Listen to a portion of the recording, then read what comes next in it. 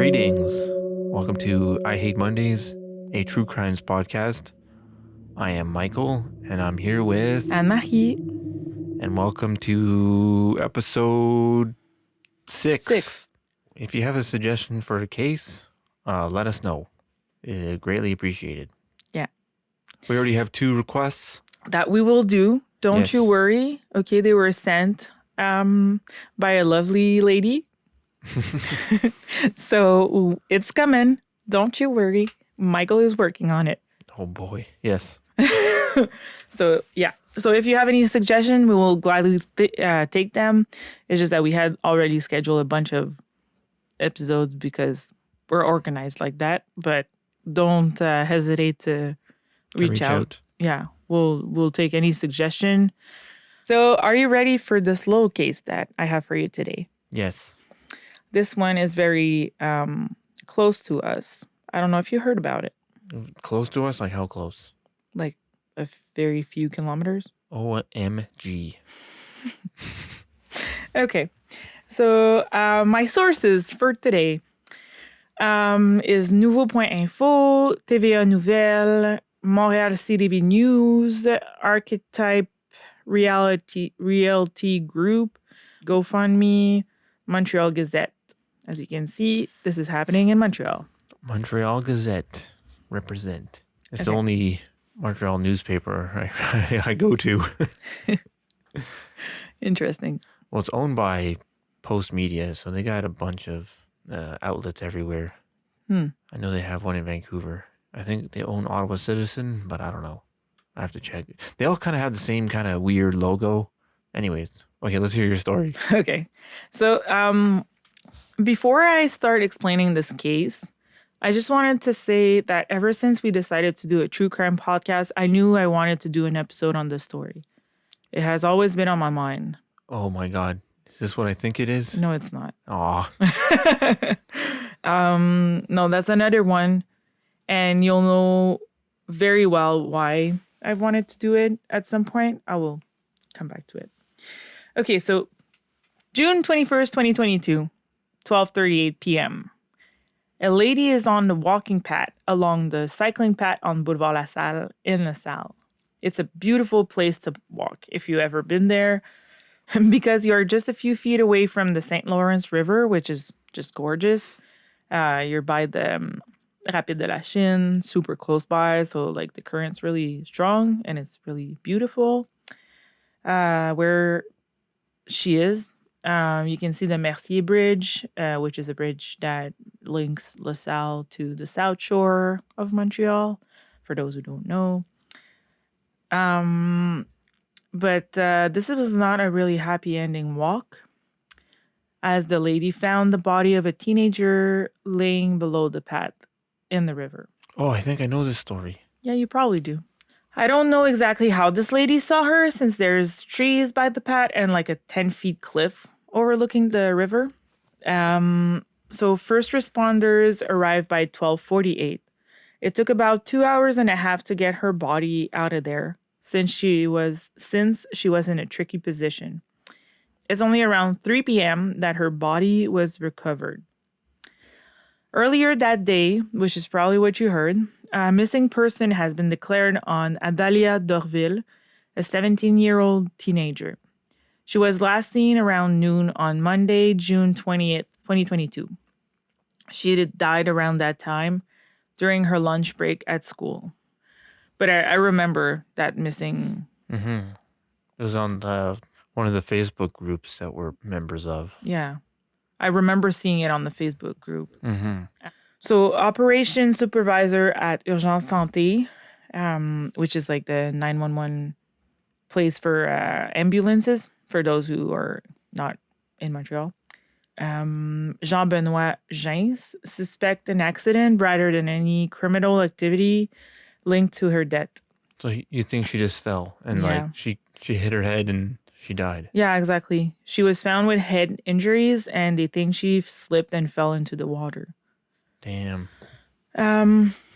Honestly, I always thought that there was like foul play involved in that story. I don't know why. I just had that vibe, but according to my finding, not really.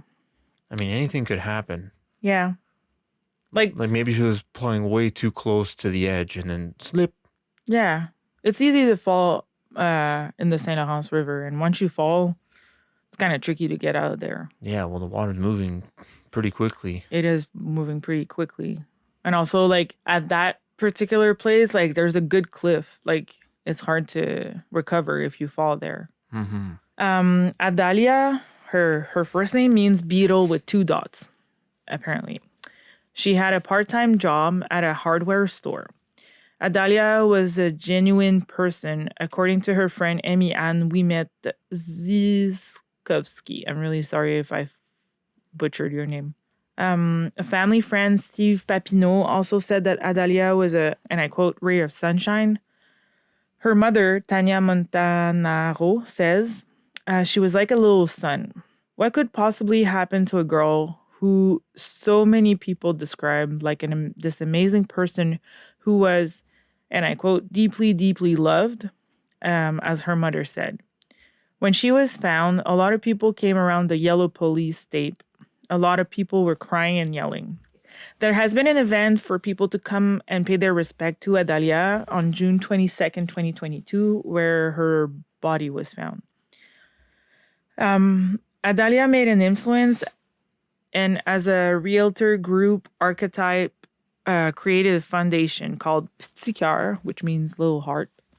Their mission, as found on their website, is to, and I quote, to support charitable organization that champion youth mental health services, creating a world where every young person has access to the support and resources they need to thrive emotionally, mentally, and socially.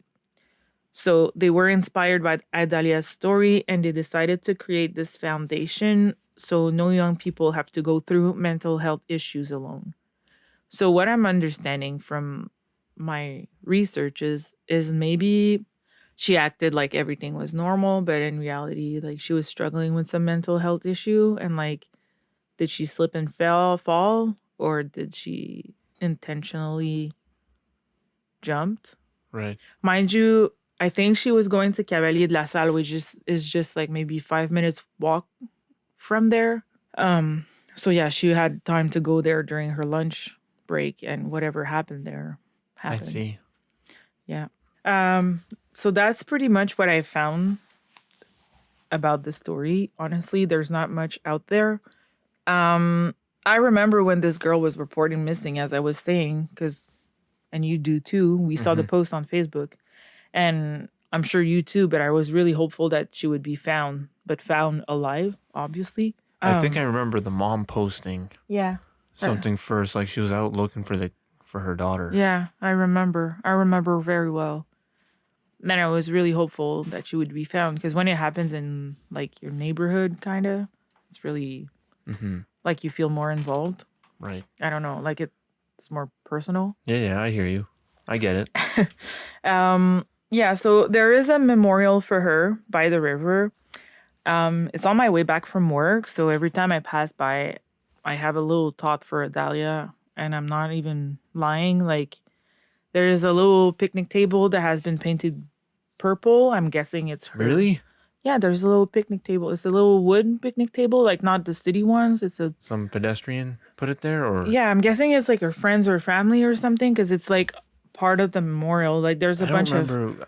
You and I bike a lot, so I don't know where this picnic table is. Oh, I can show you. Okay. I'll show you. Okay. You'll see on our Instagram. I'll post some photos of it. But that place is like just at the edge of the path, and then after, like, the cliff goes like really steep. So the memorial is like right there before it goes down. So yeah, there's a bunch of flowers, plushies. I think there's like candles. To me, it just like emanates like magical, or like, I don't know. I feel like it's just like a little. It's eerie, but also like I feel like it's a little like quiet spot. Right. But and you can see that people really loved her, because that place is always well maintained and full of flowers, and we're like 2 years later and it's still there. I think it'll always be well maintained for as long as it can be. Yeah, most likely. As long as like a family member or a friend is still around, Yeah. it will always be maintained. Yeah, for sure. I'll take you there one day so you'll see. I'm sure you've seen it. It's just that maybe you didn't know Yeah, probably. that it was associated with her. Right. There's still a GoFundMe active, which was organized by a family friend, Dwayne Buckley. The goal was to reach $20,000 to be able to cover for the funeral, and the rest that's being collected will just help the family. So if you ever want to donate, we will put the link in the description. So yeah, that was the little mini episode for today. I don't know if you guys have any more information on this case. Honestly, I've done a lot of research and that's all I could find. It's really, really sad when someone in your neighborhood Dies. Yeah, when something like that happens. Mm-hmm. I mean, it's always sad when someone dies. Don't get me Yes. wrong, but it's just this one hits different. And also she was 17. So Right. yeah. So that was the little mini episode for today. I hope you guys liked it. So yeah, if you ever have any kind of story, if you have, I don't know, some spooky paranormal story that happened to you, or like you have like this small case thing that happened to you and you're like, I don't know what to do with this information. I don't know, someone went into your car and killed your cat. Whoa, that went dark. Sorry. Why is your cat in the car? I don't know, man. That was the first thing I could think of. So yeah, let us know. Send us a DM on Facebook, Instagram, or TikTok. It's I Hate Mondays podcast. Also, don't forget to leave us a review on the platform you listen to. Follow us, and that will help us get higher in the rankings. So I hope you enjoyed it, and we'll talk to you in 2 weeks. Take care. Bye-bye. Bye.